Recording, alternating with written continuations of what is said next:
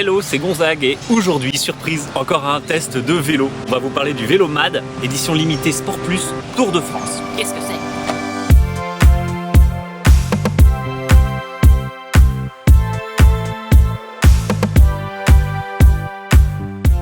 c'est ? MAD, c'est une marque de vélo française qui travaille avec la manufacture française du cycle. C'est des gens qui existent depuis au moins 60 ans, c'est quand même pas mal en termes d'expérience. J'avais pas voulu essayer leur vélo jusqu'à présent parce que pour le moment les vélos qui m'avaient été présentés avaient un espèce de compteur électronique énorme que je trouvais très moche, un moteur dans la roue arrière, je trouvais que c'était pas l'idéal, ma passion c'est les moteurs dans le pédalier. Et tout récemment on m'a donc proposé de tester ce vélo qui est une série limitée du vélo Sport Plus qui est déjà avec un moteur central. Et celui-là a deux grosses particularités, des poignées Brooks en cuir et une selle Berthoud, édition limitée Tour de France, au look assez particulier qui est d'ailleurs un tout petit peu trop relevé. Il aurait fallu que je la règle mieux. Et qui fait un très beau vélo qui a attiré beaucoup de commentaires assez positifs dans la rue. Je vous propose qu'on fasse un tour des composants de ce vélo et puis que je vous parle un peu de mon ressenti à l'utilisation.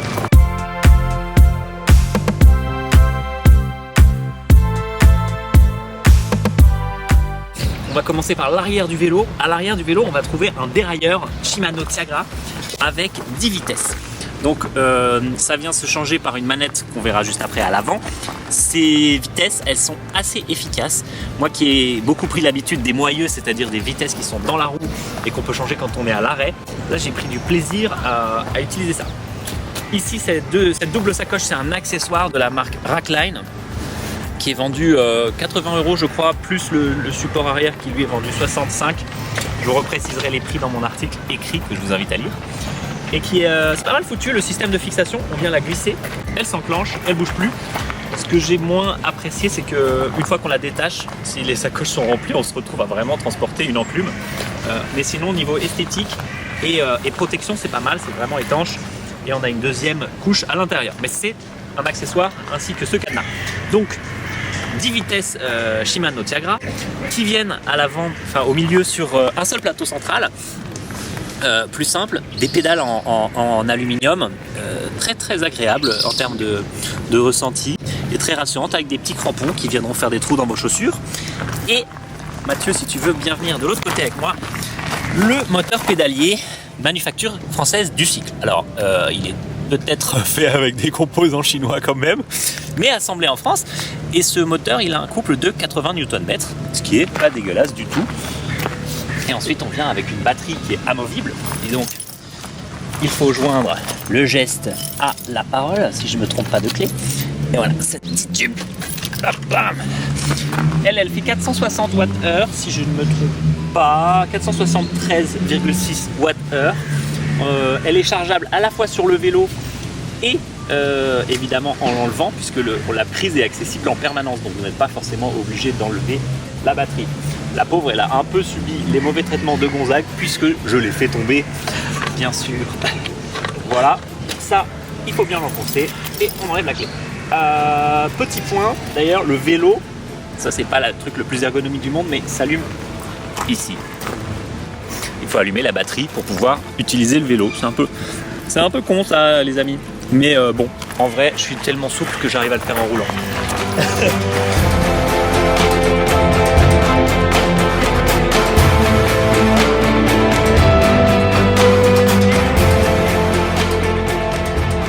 Donc on vient de voir cette batterie amovible qui vient dans le cadre qui est en aluminium. Ça fait que le poids du vélo sans accessoire est d'environ 19,5 kg, on peut arrondir à 20.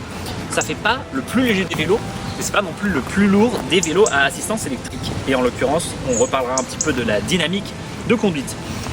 On trouve ensuite des garde-boue en aluminium, évidemment aussi à l'arrière, ça c'est standard.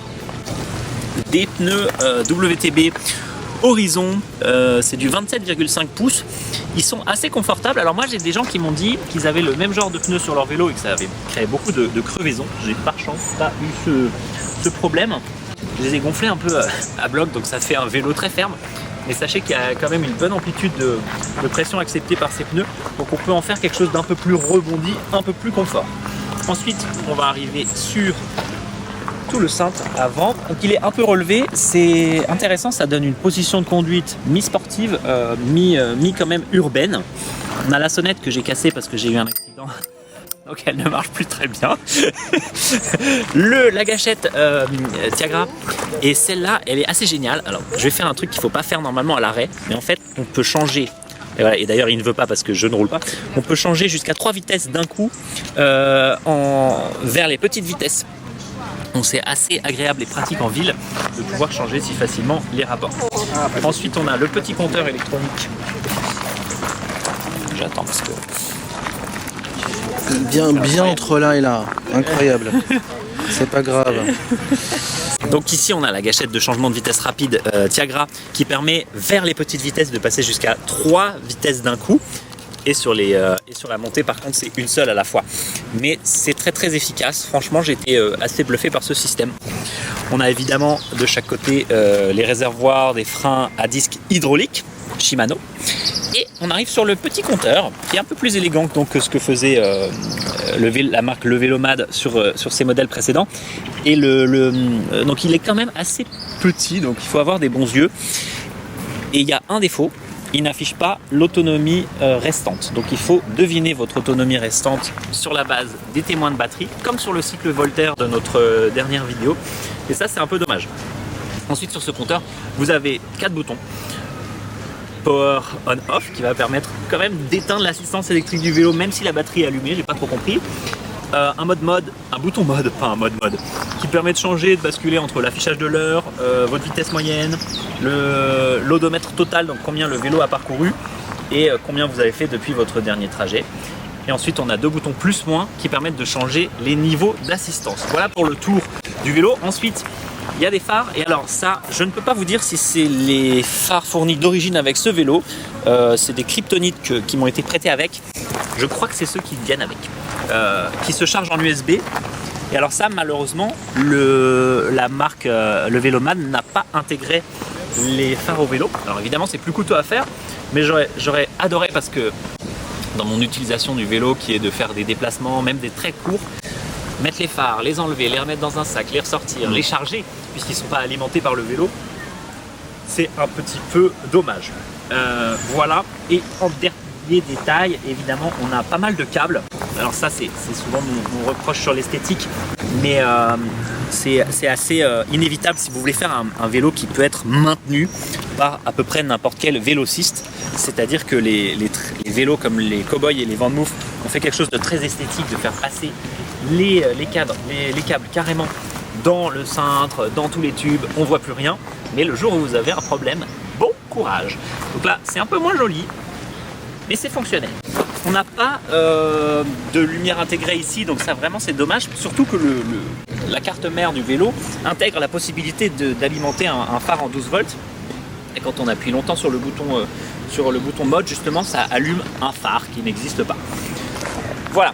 Niveau esthétique, puisqu'on vient de faire le tour des composants, moi je le trouve assez chic. Alors en plus avec cette petite touche édition Tour de France, avec le cuir qui est rappelé sur la selle et sur les poignets, c'est quand même pas mal. Je l'ai trouvé extrêmement confortable parce qu'il allie vraiment bien 2 choses que j'aime à vélo. C'est un côté un peu sportif et il s'appelle pas Sport Plus pour rien. Donc ça se tient dans sa position de conduite. Mais aussi un côté très rassurant à l'utilisation, c'est-à-dire qu'on se sent bien, on le prend assez vite en main, malgré justement le fait qu'il faille gérer plusieurs niveaux d'assistance, les vitesses, et que c'est un peu moins léger que mon vélo habituel. Voilà, donc ça c'est quelque chose que j'ai vraiment apprécié dans ce vélo, il est dynamique. J'ai oublié dans mon tour tout à l'heure, il est livré avec une béquille arrière qui est assez costaud, hein, on n'oublie pas ça.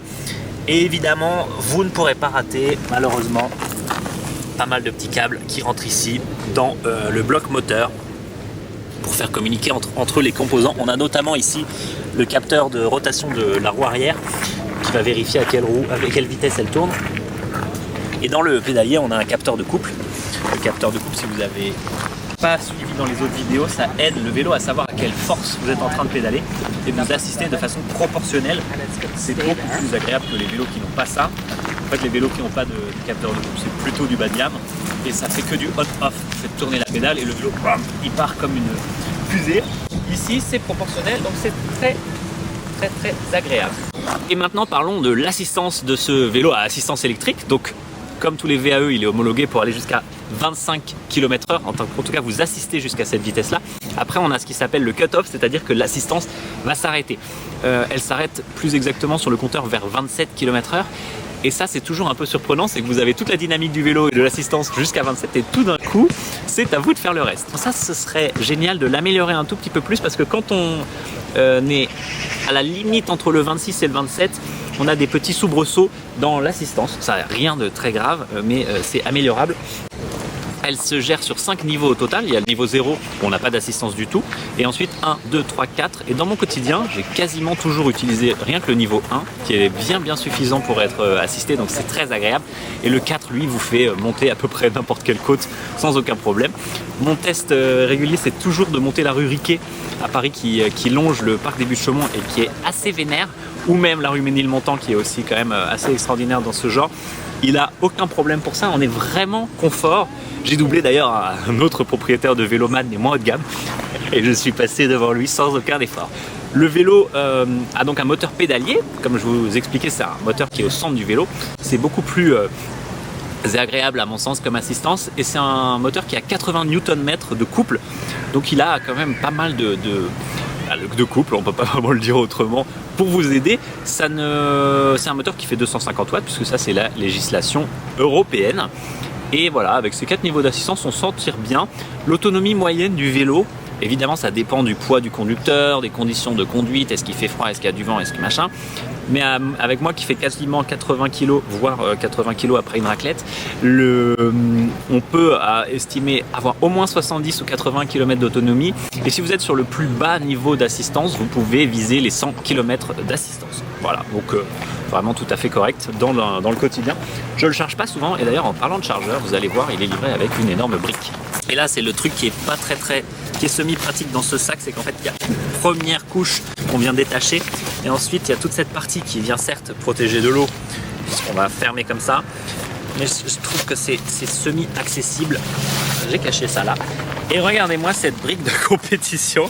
Bon, ils n'ont mis aucun budget sur ce chargeur. En revanche, pour une fois, on a des indicateurs à peu près clairs de l'état de charge. À peu près clair, je dis ça, c'est-à-dire qu'il faut quand même parler le Ikea, puisque ce ne sont que des symboles. Mais c'est vrai qu'il est un peu chum. La marque annonce 80% de charge en 1h30 et c'est vrai qu'en fait il charge à 4 ampères, donc ça charge quand même assez vite. En l'occurrence, moi j'ai jamais eu besoin de le charger en journée. Je charge plutôt mes vélos le soir. Mais c'est pratique de pouvoir charger rapidement en journée si vous savez que vous allez devoir reprendre la route. Notamment parce que quand on lit des témoignages de gens qui font du vélo taf, c'est-à-dire aller au travail à vélo, il y a certaines personnes qui font 35 km aller, 35 km retour. C'est-à-dire quand même un total de 70 km, ce qui n'est pas dégueulasse. Voilà pour cette présentation du Vélomad Tour de France que j'ai eu le plaisir d'essayer pendant... J'ai fait à peu près 350 km avec, donc quelques charges, quelques tours de roue. J'ai eu un petit accident qui m'a fait plus de peur que de mal, mais un peu mal quand même. Pas du tout de la faute du vélo, mais de ma faute à moi. Et de la pluie, mais de moi. Et évidemment, il est intéressant de mentionner le prix de ce vélo. Et il est vendu 2490 €. C'est 200 € de plus que la version Sport Plus, donc qui n'est pas une édition limitée et qui n'a pas les poignées Brooks et la selle Berthoud. Et en l'occurrence pour 2290, déjà le modèle Sport est super bien placé au niveau prix pour ce qu'il propose, puisque vous avez un vélo tout équipé, garde-boue, béquilles, sonnettes. Alors évidemment, je vous disais, il n'y a pas le cadenas et il n'y a pas la sacoche avec, hein, ça c'est très rarement vendu avec un vélo. Et un moteur central avec 80 Nm de couple, donc dans un package pas dégueulasse. Voilà, j'espère que cette vidéo vous a plu. Je remercie comme d'habitude Mathieu qui est derrière la caméra et aussi devant, puisqu'il a ramené une deuxième GoPro et qui m'aide à les filmer, c'est super sympa. Évidemment, n'hésitez pas à poser vos questions en commentaire, à liker, à vous abonner, vous connaissez le bail pour ce genre de truc. Merci beaucoup et à plus.